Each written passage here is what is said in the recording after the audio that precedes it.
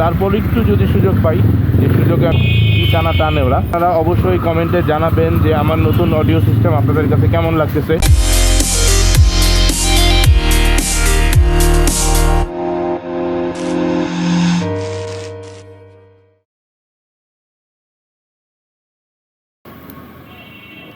হে কি অবস্থা, কেমন আছেন সবাই?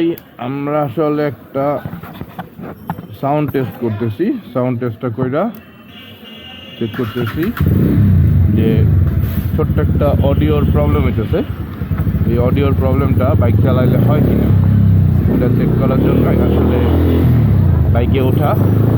মেইন ব্যাপারটা হচ্ছে Insta360 এর কোনো কনভার্টার লাগে না। হ্যাঁ, কোনো কনভার্টার লাগে না। কনভার্টার ছাড়াই ডাইরেক্টলি আপনি মাইক ইউজ করতে পারবেন। তবে কনভার্টার লাগে না বলতে, কনভার্টার ওই গোপ্রোর কনভার্টার যেভাবে 5,500-6,000 টাকা, ওইরকম বড় ডিভাইসের কনভার্টার না। Insta360 ছোট্ট একটা কনভার্টার লাগে, আমি সাইডে ছবি দিয়ে দিচ্ছি, যেটার নাম মাত্র 900 টাকা।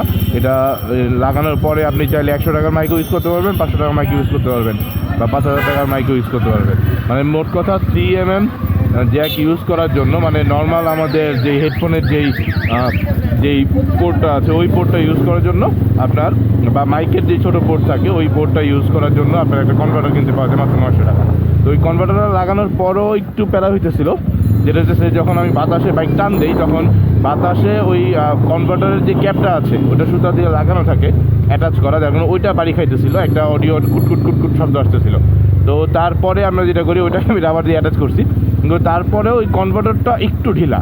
হ্যাঁ, আমি ভাবছিলাম যে কনভার্টারটার প্রবলেম, কিন্তু পরবর্তীতে আমি চেক করে দেখলাম না, কনভার্টারটার প্রবলেম না। মেইন প্রবলেমটা হচ্ছে যে ওই জায়গাটাই ঢিলা। আমি চার্জার লাগাইলেও ওই পোর্টের যে লাগানোর জায়গাটা ওই জায়গাটা ঢিলা, যার কারণে ওই কনভার্টারটা একটু নড়ে। এখন ঘটনা হচ্ছে বাইক টান দিলে কোনো মানে ওখানে কোনো কিছু, মানে বাইক টান দিলে বাতাসের কারণে নড়তেছে কিনা এটাই আসলে চেক করতে চাচ্ছি আমি, জাস্ট দ্যাটস ইট, আর কিছু না। ভাই এমন একটু মাইন্ড করছে মানে 30-40-এ টান দিতে চাইতেছি, বাট সুযোগ পাইতেছি না, যেন বাতাসে এটা নড়ে কিনা এটা চেক করার জন্য। বাট এলাকার ভিতরে হাই স্পিডে তো চালানো পসিবল না, এই 15-20-এই চালাইতে হবে। কিন্তু তারপর একটু যদি সুযোগ পাই, যে সুযোগে আমি আসলে চেক করতে পারবো, সেই চেকটা করার জন্য চেষ্টা করতেছি। বাকিটা দেখা যাক। তো আপনারা অবশ্যই কমেন্টে জানাবেন যে আমার নতুন অডিও সিস্টেম আপনাদের কাছে কেমন লাগতেছে। কারণ আমি আসলে প্রথমে কয়েকটা ভিডিও ট্রায়াল করতেই হয়ে যায়, মানে ট্রায়াল করেই দেখতে হবে যে আসলে কোন পজিশনটা ভালো হবে বা কোনভাবে অডিও সিস্টেমটা করলে ভালো হবে।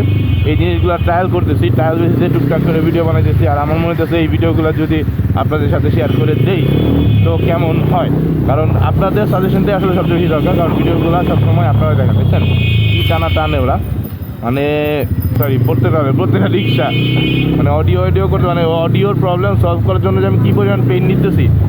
হ্যাঁ, পেইন হয়তো নিতে হইতো না যদি আমার কাছে অনেক টাকা থাকতো, যে ভরপুর টাকা থাকলে, ভরপুর স্পন্সর থাকলে যেটা হয় আর কি, মন যেটা চায় দামি ডিভাইস কেনা যায়। বাট যেহেতু আমি একটা সস্তা বাইকার বলতে বুঝাই যেতেছি মানে টাকা কম আছে এমন বাইকারের কাছে, এবং মোটো ব্লগিংও করতে যাই, আপনাদের সাথে ভিডিও বানাইতে চাই, যার কারণে আমার হয়তো বা একটু সস্তা জিনিস দিয়ে সব কিছু ম্যানেজ করতে হইতেছে। তো একটা কথা শুনছিলাম, বা বড় ইউটিউবার সবাই বলে যে ডিভাইস প্যাক না, দামি ডিভাইস লাগবে, দামি ক্যামেরা লাগবে, এটা আসলে ম্যাটার করে না। আপনি যে কোনো ডিভাইস দিয়ে আপনি করতে পারেন, বাট রেগুলার করতে হবে। তো আমিও ওই রেগুলার করার জন্যই চেষ্টা চালাই যেতেছি। এই ধাক্কাটা গেল আল্লাহ। আচ্ছা, আমিও রেগুলার চালানোর জন্যই রেগুলার ভিডিও করার জন্য চেষ্টা করে যেতেছি। তো সাথে থাকেন, দেখা যাক। আমরা এই ভিডিওটা করার পরে দেখবো যে এই ভিডিওতে আমাদের ওই কুটকুট শব্দটা আসছে কিনা। বাট এই এতটুকু স্পিডে হয়তো বোঝা যাবে না, বা এতটুকু স্পিডে হয়তো ওটা নড়বে না, কিন্তু তারপরেও চেষ্টা আমার রয়ে গেছে যে একটু স্পিড উঠানোর। ভিতরে যদি আমি দেখি যে না ঠিক আছে, ওই কুটকুট শব্দটা অন্তত নাই, তাইলে এরপরে হয়তো আর একটু স্পিড নিয়ে ট্রাই করব। তো আমি ছোট্ট একটা লাইট দিয়ে দেখছি। তো আপনারাও জানাবেন আমার এই সিটির ভিতরে মোটর রাইডগুলা আপনাদের কেমন লাগতেছে, বা মোটর ব্লগগুলো আপনাদের কেমন লাগতেছে। আপাতত টাটা।